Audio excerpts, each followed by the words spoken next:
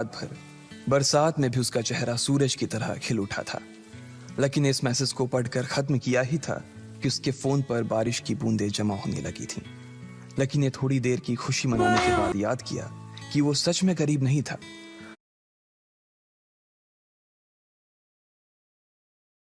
असल में उसके परिवार ने उसे एक परीक्षा में डाल रखा था जिसका नाम था गरीबी अभ्यास परीक्षा।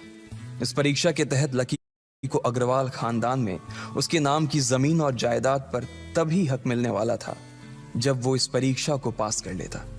अचानक से उसे याद आया कि वो गरीब नहीं था बल्कि गरीब होने की परीक्षा दे रहा था।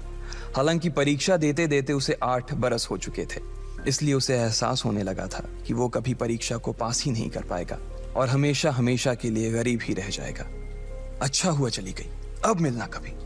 लकी ने होटल की तीसरी मंजिल की ओर देखा और पानी के अंदर ही अपना पैर पटक दिया। वो डिम्पल को कोस रहा था। उसने अपनी मोटरसाइकिल उठाई और फिर से चमन मेडिकल स्टोर जाने के लिए मुड़ने लगा। अगले दिन जब लकी की आंख खुली तो वो सीधा उठा और तैयार होकर शहर के सबसे बड़े बैंक न्यू सिटी बैंक पहुंच गया। न्यू सिटी बैंक न सिर्फ शहर का सबसे बड़ा बैंक था बल्कि वो सबसे अमीर बैंक भी था। वहां पर शहर के सबसे अमीर लोगों के ही पैसे जमा किए जाते थे। लकी वहां पैसे को निकलवाने के लिए जा रहा था। New city bank south Delhi में बसा हुआ था और उसके दरवाजे के बाहर महंगी से महंगी गाड़ी खड़ी थी। भाई, अब इसमें से कौन सी नई गाड़ी लेगा, लकी ने मन ही मन सोचा। उसे यकीन नहीं हो रहा था कि कल तक तो वो एक मोटरसाइकिल तक नहीं खरीद पा रहा था और आज वो एक कार, और वो भी इतनी महंगी कार खरीदने की सोच रहा था। फिर उसने अपनी नज़र गाड़ी पर से हटाई और बैंक के अंदर जाने लगा। उसने देखा कि बाहर बहुत भीड़ थी और महंगे से महंगे कपड़े पहने लोग बैंक के अंदर जा रहे थे। कहाँ दवाओं की बदबू और कहाँ ये खुशबू। उसने एक बहुत ही गहरी सांस के अंदर ज्यादा से ज्यादा खुशबू को समेटने की कोशिश करते हुए अपने मन में सोचा, लेकिन अगले ही पल उसके मन में संकोच पैदा हो गया था। रातों रात लकी की किस्मत तो बदल गई थी, लेकिन उसके कपड़े नहीं बदल पाए थे। इतने बड़े बैंक में वो वही कपड़े पहनकर आ गया था जो वो अक्सर अपने काम पर पहनकर जाता था। पैसे लेते ही ना सबसे पहले नए कपड़े खरीदने हैं, लकी ने अपने आप से कहा और फिर बैंक के अंदर दाखिल होने लगा। जैसे ही उसने दरवाजे को धक्का दिया, उसे आवाज आई, आउच! लकी थोड़ा सा हड़बड़ी में दिखाई दे रहा था और इस जल्दबाजी के चक्कर में वो एक लंबे बाल वाली लड़की से जा टकराया था जो कि उसके बगल में ही चल रही थी। माफ करना, मैं आपको देख नहीं पाया, सॉरी। लकी ने तुरंत उससे हाथ जोड़कर माफी मांगते हुए कहा। उस लड़की ने इतने अच्छे कपड़े पहन रखे थे कि उसे देखकर ही लग रहा था कि वो किसी अमीर घराने की लड़की थी, इसलिए सॉरी बोलते वक्त ना चाहते हुए भी लकी के हाथ उसके सामने जुड़ गए थे। लेकिन जब उस लड़की ने लकी के कपड़े और उसके हुलिये को देखा तो उसने अपनी नाक भौं सिकोड़ ली। वो लगभग हर रोज इस बैंक में आया और जाया करती थी, लेकिन उसने आज तक इस बैंक के अंदर लकी जैसे फटीचर आदमी को घुसते हुए नहीं देखा था। उसके बालों में से आंवले के तेल की गंध आ रही थी। उसने गुस्से भरी नजरों से लकी की ओर देखा और बोली, क्यों नहीं देख पाए? मैं क्या ट्रांसपेरेंट हूं? तुम्हें इतनी बड़ी लड़की दिखाई नहीं देती? इससे पहले कि बात आगे बढ़ती, उस लड़की ने देखा कि इस बैंक की मैनेजर यास्मीन पटेल उन दोनों की ओर बढ़ी चली आ रही है। उसने भी लकी को देखकर वैसी ही शक्ल बनाई थी जैसी शक्ल उस लंबी लड़की ने बनाई थी। I am so sorry miss, आपको कहीं लगी तो नहीं? यास्मीन ने उस लड़की से पूछा और फिर घिन्न भरी नजरों से लकी की ओर देखने लगी। लकी तमतमाती आंखों से उन दोनों को देखा जा रहा था। वो जानता था कि उसने इतनी जोर से भी दरवाजा नहीं खोला कि उसे चोट लग जाए, लेकिन असल में उसे यह मालूम नहीं था कि वो लोग उसे नहीं बल्कि उसके कपड़े को देख रहे थे। यास्मीन ने लकी को ऊपर से नीचे तक देखा और ना जाने उसके मन में क्यों शक पैदा हो गया। क्या आप मुझे बता सकते हैं कि आप यहाँ पर किस काम से आए हैं? यास्मीन ने बड़ी मुश्किल से अपने चेहरे पर एक मुस्कान लाते हुए कहा। वो उसका हुलिया देखकर ही समझ गई थी कि वो यहाँ का कस्टमर तो नहीं था। लकी ने अपने आप को संभाला और कहा, हाँ, वो मैं अपना पैसा निकलवाने के लिए आया था। पैसे निकलवाने के लिए आए हो? यास्मीन ने लकी की बात को ही दोहराते हुए कहा। वैसे तो वो लकी की बात पर जोर से हंसना चाहती थी, लेकिन उसने अपने आप को थोड़ा सा काबू में कर लिया था। लकी की बात सुनकर उसे लग रहा था कि वो कोई पागल था जो यहाँ जबरदस्ती घुसा चला आ रहा था। हाँ, तो क्या आपके पास कार्ड है? यास्मीन ने उससे आगे पूछा। न्यू सिटी बैंक का कार्ड हासिल करना एक बहुत ही मुश्किल भरा काम था। अगर किसी को भी उस बैंक का कार्ड लेना था तो सबसे पहले उस आदमी को अपने खाते में कम से कम 5 लाख रुपए जमा करवा कर रखने पड़ते थे, तब जाकर उसे कहीं कार्ड मिलता था। लेकिन लकी तो पहली बार ही यहाँ आ रहा था, इसलिए उसके पास कार्ड होने की कोई संभावना ही नहीं थी। लकी जब यास्मीन के सवाल का जवाब नहीं दे पाया तो यास्मीन ने फिर उससे पूछा, मैं पूछ रही हूं कि आपके पास कार्ड है? वो समझ गई थी कि लकी पागल ही था, जो कहीं से भागकर सीधा उनके बैंक में आ गया था। कार्ड नहीं मेरे पास। लकी ने उसके सवाल का जवाब दिया और वो फिर इधर उधर देखने लगा। जैसे ही उस लंबे बालों वाली लड़की ने लकी का जवाब सुना तो वो खिलखिलाकर हंस पड़ी। यास्मीन को तो सिर्फ लग रहा था कि वो पागल है, लेकिन वो लड़की तो अपने मन में मान चुकी थी कि यह लड़का कोई पागल ही है जो कहीं झोपड़ पट्टी से यहाँ आ गया है। इससे पहले कि आगे कोई कुछ कह पाता, उस लंबे बालों वाली लड़की के पिता वहां आ गए और बोले, चलो बेटी। उनके हाथों में कुछ कागजात थे। लकी ने देखा कि उन्होंने महंगा सा सूट पहन रखा था। उस लड़की ने यास्मीन के दोनों हाथों को पकड़ा और बोली, यास्मीन देखो, अगर इस तरह के सड़क छाप लोग तुम्हारे बैंक में ऐसे ही घुसते चले आए ना और बाकी कस्टमर्स को परेशान करने लगे तो तुम्हारे बैंक की इमेज और उसके शेयर्स दोनों को काफी नुकसान होगा। एक मैनेजर होने के नाते तुम्हें इन सब चीजों का ध्यान रखना चाहिए। मुझे उम्मीद है कि आगे मेरे साथ ऐसा कुछ नहीं होगा। उस लड़की ने कहा और अपने पिता के साथ बैंक के बाहर चली गई। अपना ध्यान रखना कोयल मैडम, मैनेजर ने उसकी गाड़ी तक छोड़ने के लिए आते हुए कहा। आज तो वो बाल बाल बच गई थी। कोयल और उसके पिता इस बैंक के सबसे पुराने और सबसे वफादार कस्टमर्स थे। अगर आज यास्मीन उन्हें नाराज कर देती और वो उसके बैंक से अपना खाता बंद करवा देते तो शायद यास्मीन की नौकरी तक जा सकती थी। और यह सब हो रहा था उस पागल लकी की वजह से। इसे जल्द से जल्द यहां से भगाना पड़ेगा, यास्मीन ने अपने आप से कहा और फिर बैंक के अंदर आने लगी। यास्मीन उसे अपने बैंक से बाहर निकालने के तरीके के बारे में सोच रही थी, मगर जैसे ही वो बैंक में दाखिल हुई उसने देखा कि लकी वहां था ही नहीं। अरे अब ये कहां चला गया, उसने अपने आप से पूछा। वो इधर उधर देखने लगी, लेकिन लकी वहां भी नहीं था।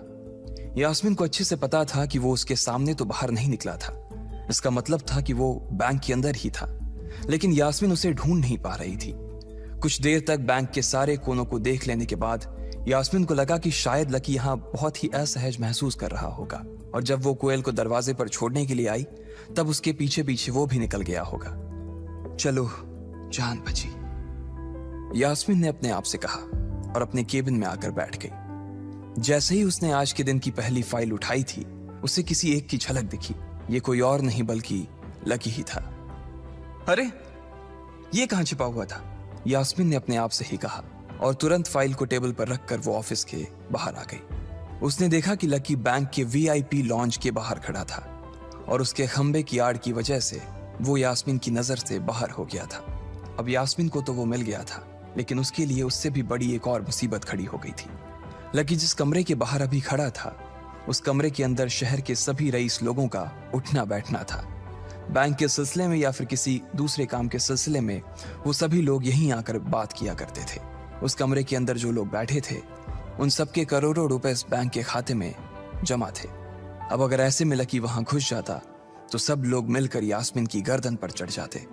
रुको, जहां हो वहीं खड़े रहो, यास्मीन जोर से और साथ ही गुस्से से चिल्लाई।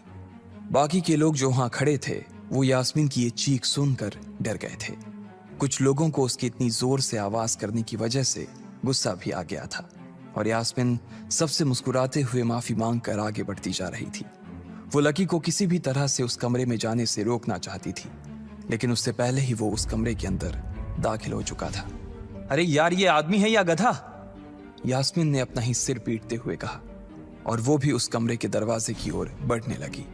उसने उस कमरे का दरवाजा खोलने की कोशिश की, लेकिन वो अंदर से लॉक हो गया था। बाप रे, ये कैसा आदमी है, बिना परमिशन के अंदर घुसा तो घुसा, लेकिन दरवाजा भी अंदर से बंद कर लिया। अब यास्मीन की सांसें फूलती जा रही थी। उसे बहुत डर लग रहा था।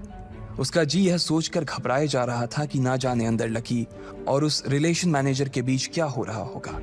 इधर जैसे ही लकी कमरे में दाखिल हुआ, वहां का कस्टमर रिलेशन मैनेजर जो कि सोफे पर फैला हुआ था, वो उसे देखते ही अचानक सीधा बैठ गया। हेलो सर, कैसे हैं आप? उसके मुंह से बिना लकी को देखते हुए ये शब्द निकले।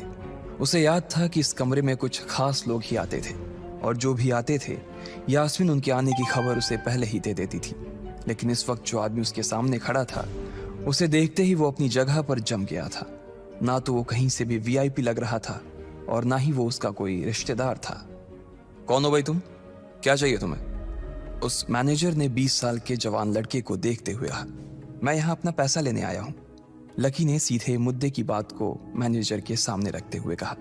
तुम्हारे पास हमारा सुप्रीम कार्ड है? मैनेजर ने उससे ऊपर से नीचे तक देखा और पूछा। नहीं नहीं, मेरे पास कोई कार्ड नहीं है, लकी ने कहा। तो फिर हम तुम्हें कोई पैसा नहीं दे सकते। चलो अभी दरवाजा खोलो और सीधा बाहर निकलो, मैनेजर ने कहा और सोफे पर से उठ गया। नहीं, मैं अपना पैसा लिए बिना नहीं जाऊंगा यहां से, लकी भी जिद पर अड़ गया। अरे बोला ना, बिना कार्ड वाले को पैसा नहीं मिलता है, और वो भी पैसा होगा तब तो मिलेगा ना, मैनेजर ने उसके करीब आते हुए कहा।